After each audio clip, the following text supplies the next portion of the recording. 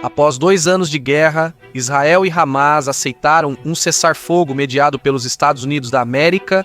O acordo foi anunciado pela primeira vez no final de setembro, durante uma coletiva de imprensa conjunta com Trump e Netanyahu, e foi rapidamente endossado por líderes de toda a Europa e do Oriente Médio. Entre seus 20 pontos para acabar com a guerra em Gaza, o plano prevê uma suspensão temporária das hostilidades, uma retirada gradual de Israel até uma linha definida dentro de Gaza e uma troca de prisioneiros por reféns. Também estipula o retorno dos palestinos deslocados e o fluxo de ajuda humanitária para a faixa, onde a fome foi declarada em agosto. Se aplicada, a trégua trará alívio essencial para Gaza. Mesmo assim, palestinos e israelenses seguem cautelosamente otimistas. O acordo é um processo em etapas, e apenas a primeira fase foi acordada. O que vem a seguir é incerto. Existem divisões profundas entre o Hamas e Israel, especialmente sobre o desarmamento, a retirada e o futuro político de Gaza. No entanto, talvez a principal preocupação seja que Netanyahu, correndo o risco de colapso do governo, possa endurecer sua posição para agradar seus aliados de extrema-direita. Isso faria Gaza retornar a um conflito de baixa intensidade. Para todos os efeitos, as questões mais difíceis foram apenas adiadas. O cessar-fogo interrompe a guerra, mas não a razão dela. O cessar-fogo de Trump já está mostrando rachaduras. Forças israelenses abriram fogo em Gaza, matando 3 pessoas. Mas não é só o Forças de Defesa de Israel que está puxando o gatilho. Confrontos internos entre facções palestinas também estão se intensificando. A retirada gradual de Israel até a linha amarela certamente vai deixar um vácuo de poder na faixa, e alguns clãs armados estão tentando se aproveitar disso, incluindo grupos que anteriormente colaboraram com Israel para enfraquecer o Hamas. O impacto humano da guerra em Gaza é chocante. Mais de 84 mil palestinos foram mortos, incluindo dezenas de milhares de civis, de acordo com fontes independentes. A habitação e a infraestrutura de Gaza estão em ruínas e a violência se espalhou para a Cisjordânia, onde incursões militares israelenses e ataques de colonos têm como alvo cidades palestinas, provocando ataques de retaliação em resposta. Israel também sofreu perdas, com cerca de 1.600 mortes desde o início das hostilidades, incluindo aproximadamente 1.200 civis. O cessar-fogo de Trump foi projetado para congelar a guerra onde está, pelo menos por enquanto. Tanto o Hamas quanto Israel concordaram com a primeira fase, que exige que cada lado reduza as hostilidades. Trump, Netanyahu e a maioria dos líderes ocidentais e árabes descartaram qualquer papel para o Hamas. Segundo o plano, uma força-tarefa chamada Força Internacional de Estabilização será criada para supervisionar o cessar-fogo, treinar a polícia palestina e coordenar a ajuda humanitária, embora opere principalmente fora de Gaza. A força-tarefa deverá incluir contingentes dos Estados Unidos, Egito, Catar, Turquia, Jordânia e Emirados Árabes Unidos. Nos próximos dias, semanas e possivelmente meses, essa coalizão terá um papel central na manutenção da trégua. Ela supervisionará a retirada das tropas israelenses e a transferência da segurança para a nova força palestina. Hamas e Israel têm fortes incentivos para cumprir. Para o Hamas, o cessar-fogo oferece uma chance de garantir ajuda humanitária para os civis e reagrupar seus combatentes restantes. Para Israel, isso responde à crescente pressão interna para trazer os reféns de volta para casa e a pressão internacional crescente para reduzir as operações militares em Gaza. A próxima fase do plano de Trump é um tanto vaga e condicional. Ela prevê a criação de um comitê tecnocrático para assumir temporariamente a administração do dia a dia em Gaza, que gerenciaria os serviços públicos, supervisionaria a reconstrução e coordenaria a distribuição de ajuda.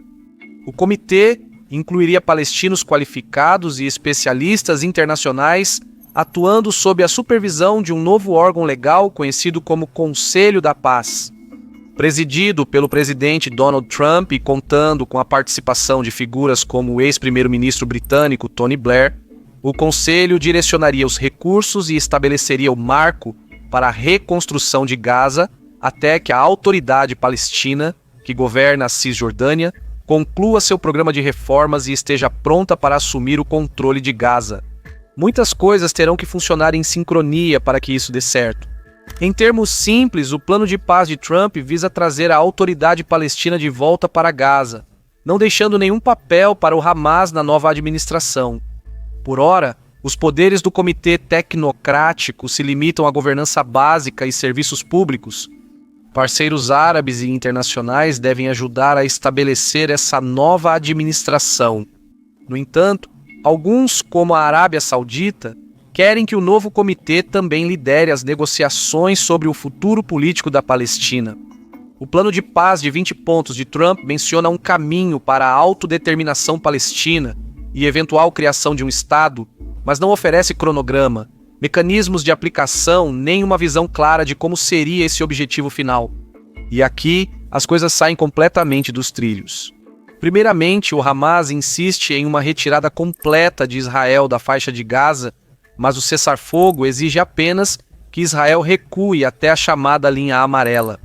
Na prática, as forças israelenses ainda controlariam a maior parte da faixa de Gaza, incluindo áreas-chave, como Beit Hanun, partes da cidade de Gaza, Khan Yunis e quase toda Rafah.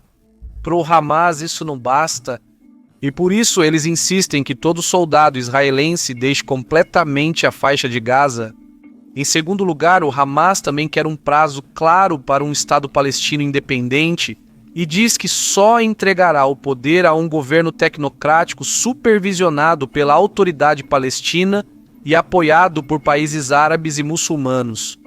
Rejeita qualquer papel para Trump, Blair ou governo estrangeiro em Gaza, o que significa que o Conselho de Paz está praticamente morto antes mesmo de começar. Por outro lado, Netanyahu descartou qualquer acordo que leve à criação de um Estado palestino. Ele insiste que uma retirada total de Israel está fora de questão e que o Hamas deve se desarmar antes que qualquer administração pós-guerra de Gaza, seja qual for a forma, possa ser considerada. O problema central é a ordem dos acontecimentos. Israel quer o desarmamento primeiro e a política depois. O Hamas insiste no contrário. Apesar de 2 anos de combates terem enfraquecido o grupo, estima-se que o Hamas ainda conte com cerca de 15 mil combatentes. Então, mesmo que concorde em abrir mão do poder, é difícil imaginar o Hamas desaparecendo completamente.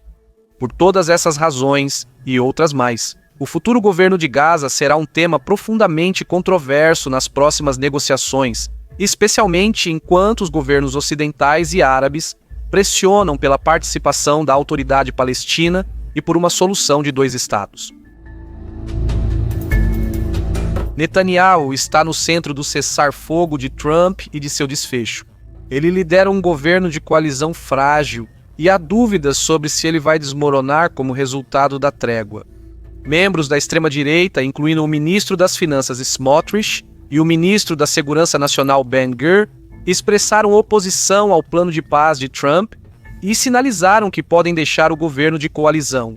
Netanyahu fará o que for preciso para manter sua coalizão intacta. Então, uma vez que as liberações de reféns e prisioneiros sejam concluídas e as negociações avancem para a próxima fase, o início das conversas sobre o futuro político de Gaza pode perder impulso. Isso dará espaço para os radicais atrapalharem as negociações. Tendo alcançado seu principal objetivo doméstico de libertar os reféns restantes, Netanyahu pode endurecer sua posição sobre o desarmamento do Hamas, o exílio da liderança do grupo e um controle mais rigoroso sobre Gaza no pós-guerra, tudo isso mantendo uma presença das forças de defesa de Israel na faixa. Essas pré-condições iriam travar qualquer avanço obtido na fase anterior. Como resultado, os israelenses poderiam começar a realizar incursões terrestres regulares e ataques direcionados em toda Gaza, ao mesmo tempo em que dividiriam efetivamente o território em zonas menores para impedir que o Hamas se reagrupe ou reconstrua suas forças. Israel deseja criar corredores de segurança ao redor e dentro de Gaza. Fizemos um vídeo sobre esses corredores há 1 ano e ainda vale a pena conferir. O objetivo de Israel é fortificar esses corredores com postos de controle, torres de vigilância, bases avançadas e outras ferramentas de monitoramento. Usando esses corredores de segurança, o exército israelense seria capaz de monitorar qualquer ponto em Gaza sem necessariamente ocupar todo o território. Assim, sempre que os combatentes do Hamas surgirem do subsolo e se prepararem para lançar foguetes, os israelenses os detectariam em, no máximo, alguns minutos e lançariam um contra-ataque.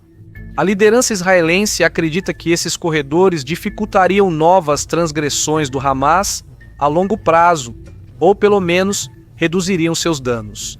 Enquanto isso, a população civil palestina residiria em territórios menores, cada um desconectado do outro.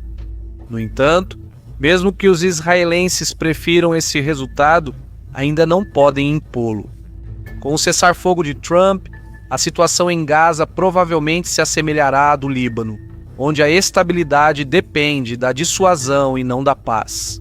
Israel assinou um cessar-fogo com o Hezbollah em novembro de 2024, exigindo que as forças de defesa de Israel saíssem do território libanês em até 60 dias, enquanto o Hezbollah se realocava ao norte do rio Litani. Hezbollah se retirou, mas Israel não. Até hoje, as forças de defesa de Israel mantêm ao menos 5 postos avançados no sul do Líbano, onde confrontos esporádicos ainda ocorrem regularmente. Isso provavelmente vai se repetir em Gaza. Israel poderia condicionar a retirada de tropas e ajuda humanitária ao desarmamento e remoção do Hamas do poder.